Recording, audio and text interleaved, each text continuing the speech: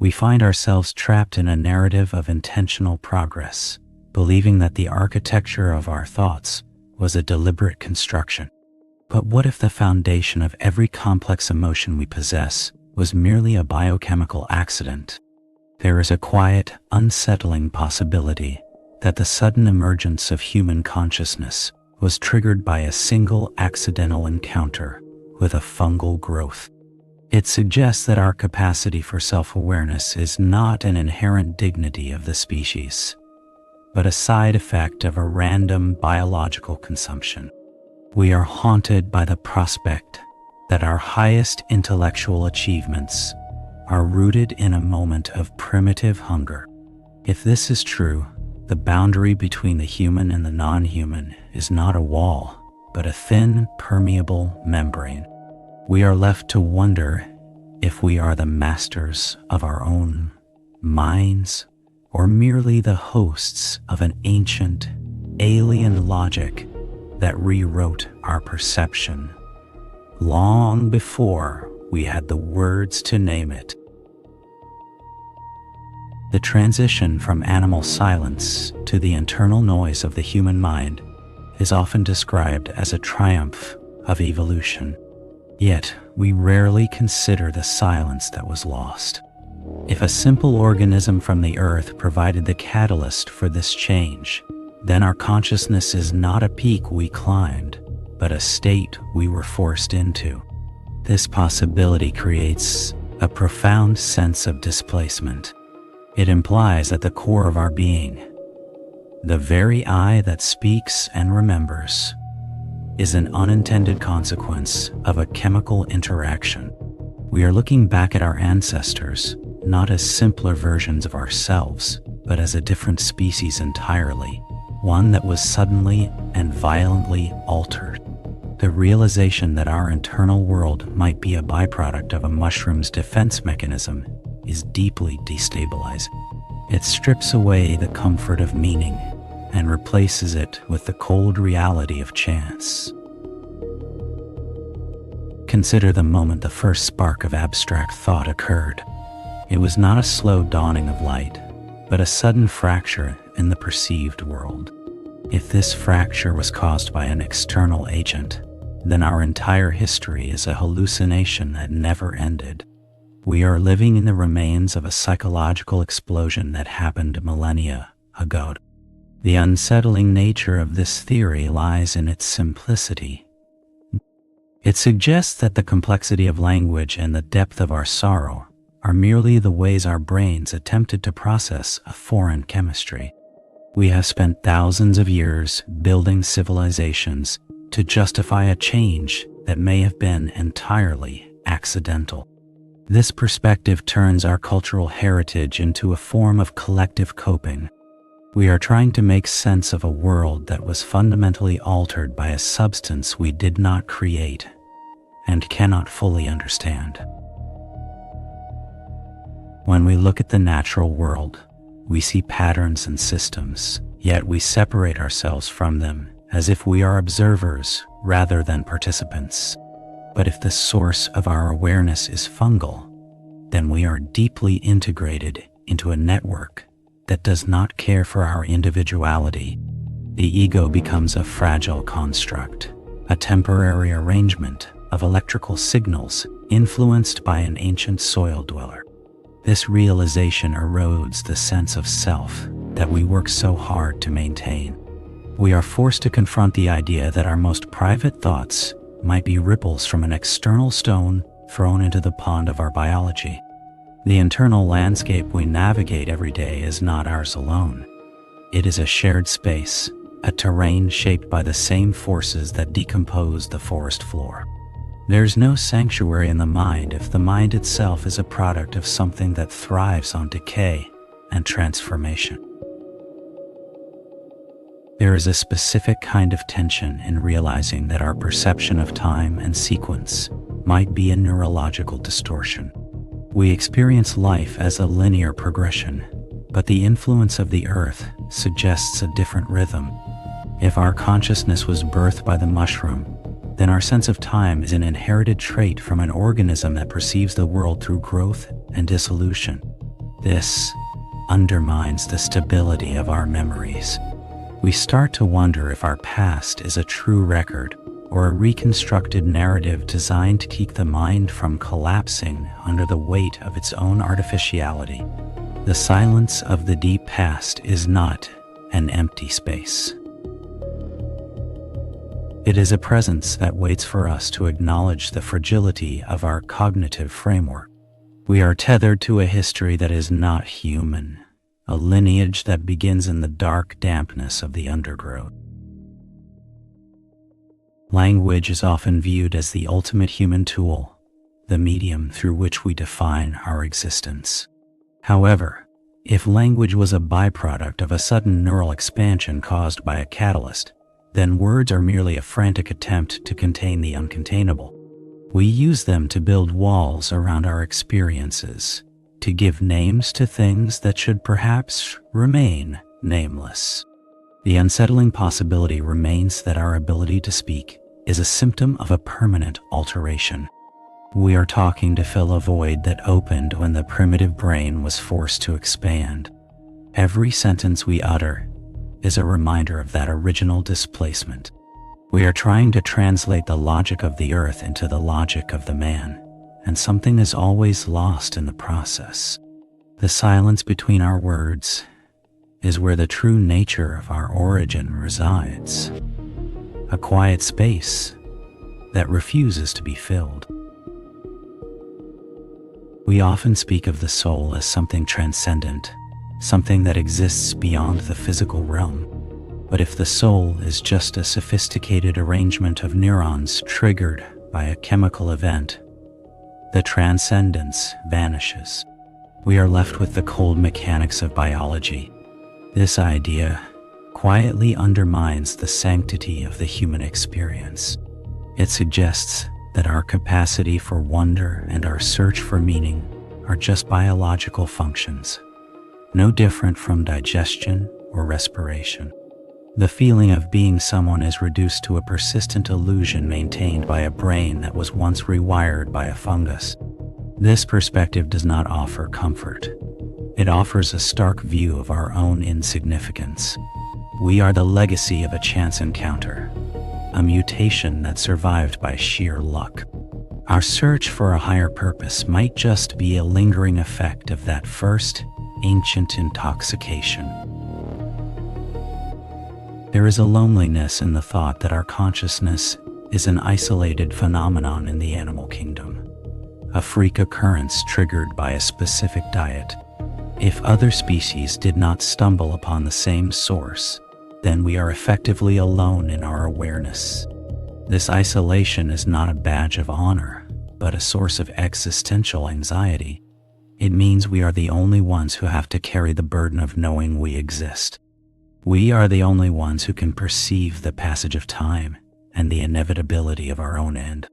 This awareness feels like a gift, but it may actually be a burden imposed upon us by a biological accident. The world around us continues to exist in a state of unthinking grace, while we are trapped in the frantic activity of our own minds, forever trying to justify why we are here and what we are meant to be. The concept of the self relies on the idea of continuity, the belief that we are the same person from one moment to the next. But if our brain is a medium for external influences, the self is a moving target. We are a collection of reactions and adaptations, a temporary structure built on a foundation of shifting biological sand. The influence of the ancient catalysts suggests that our identity is not a solid core, but a series of echoes. We are echoing the patterns of the organisms that shaped us. This realization makes the internal world feel alien.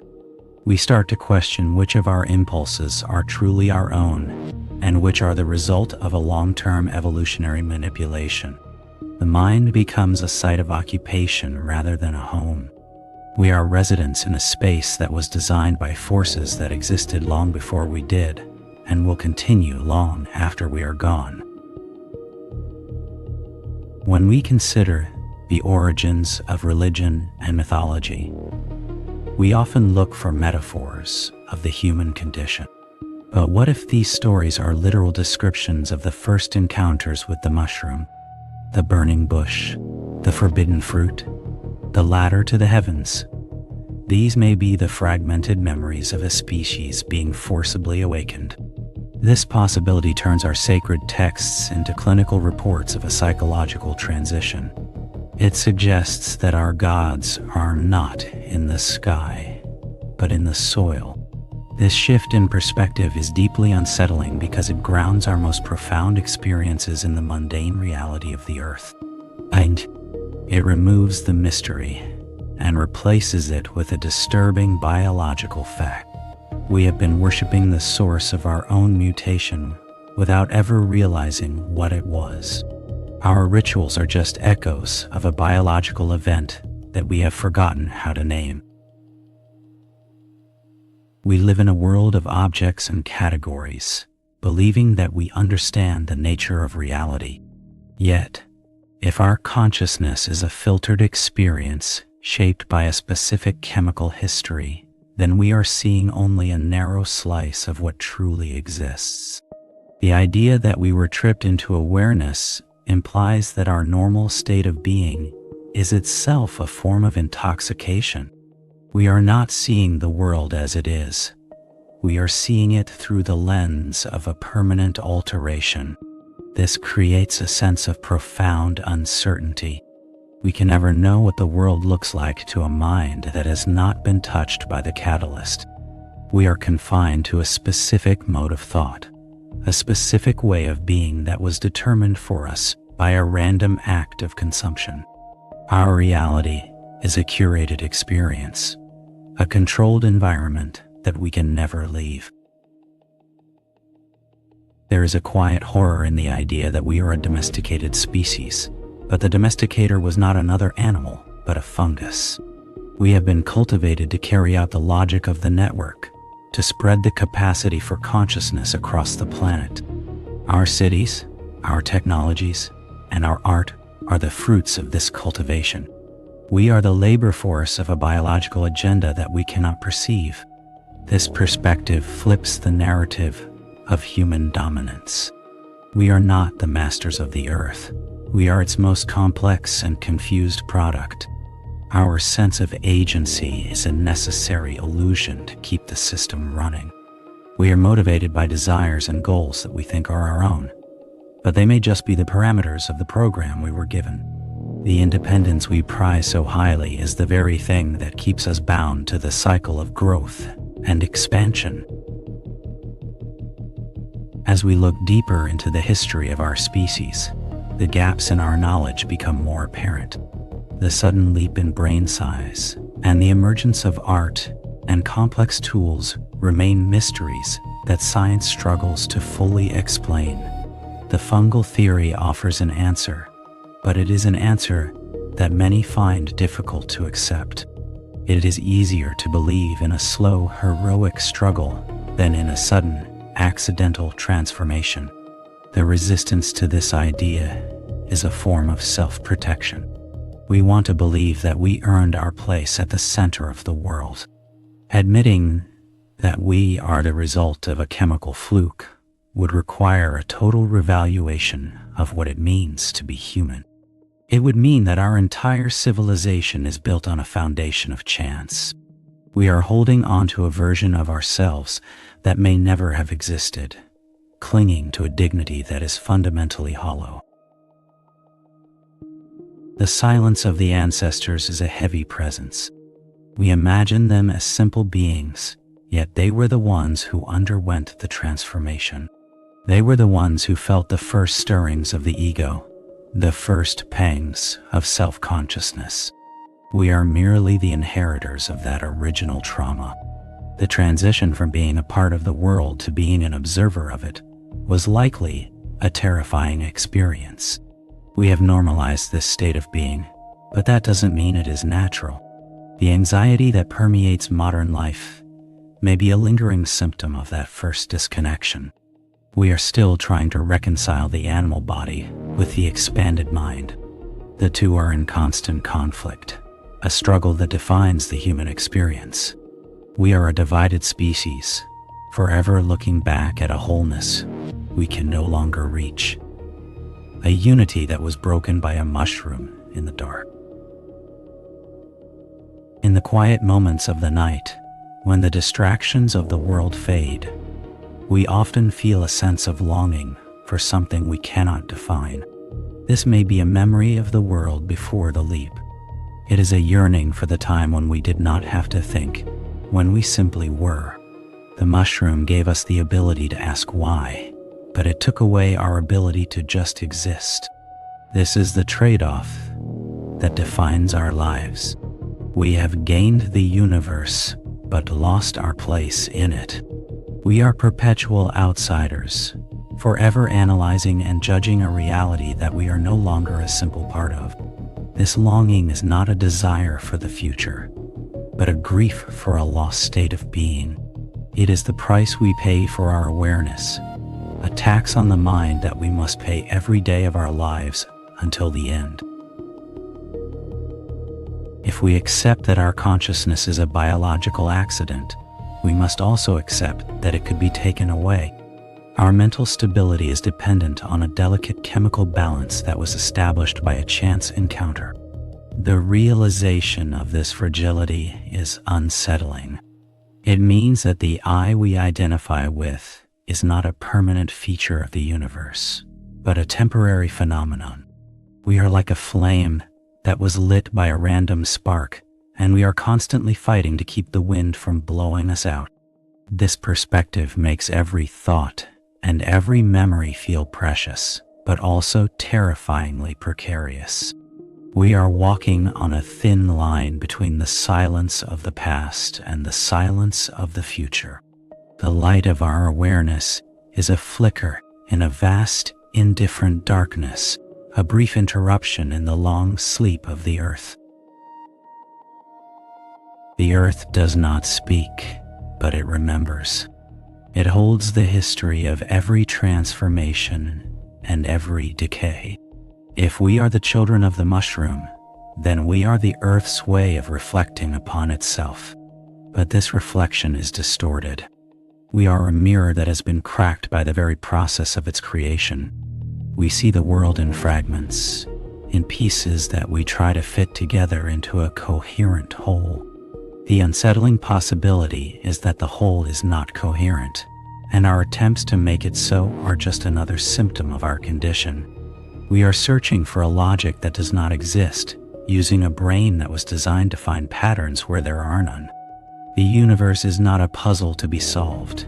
It is a presence to be endured. We are the only ones who feel the need to solve it. A drive that was implanted in us by a fungal catalyst.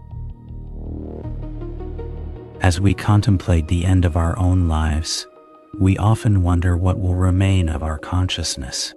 If our awareness is a product of the soil, then perhaps it returns to the soil. This return is not a spiritual ascension, but a biological reintegration.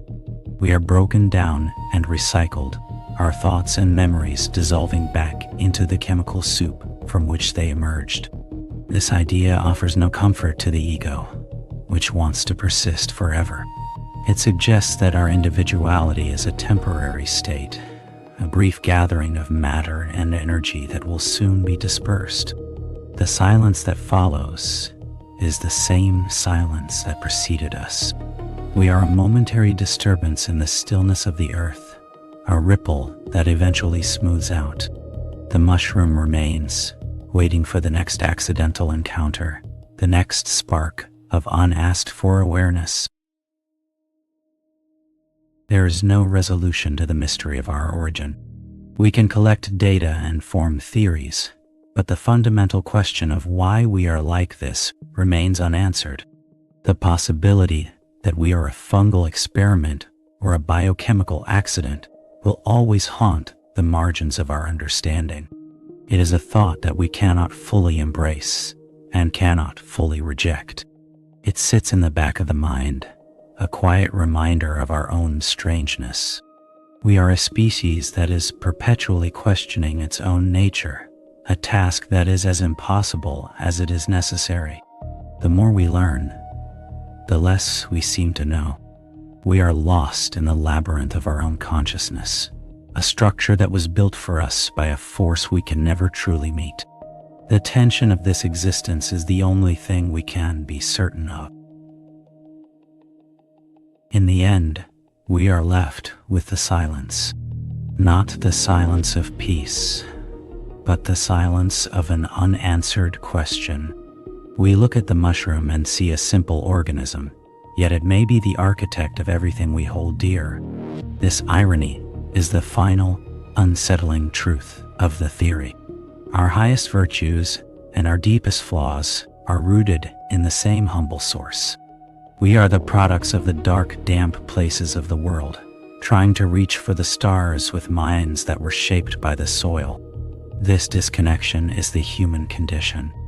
We are forever reaching for a meaning that remains just out of grasp, guided by a consciousness that we did not ask for and cannot explain. The quiet possibility remains, undermining our certainty and leaving us to wonder who or what is actually doing the thinking.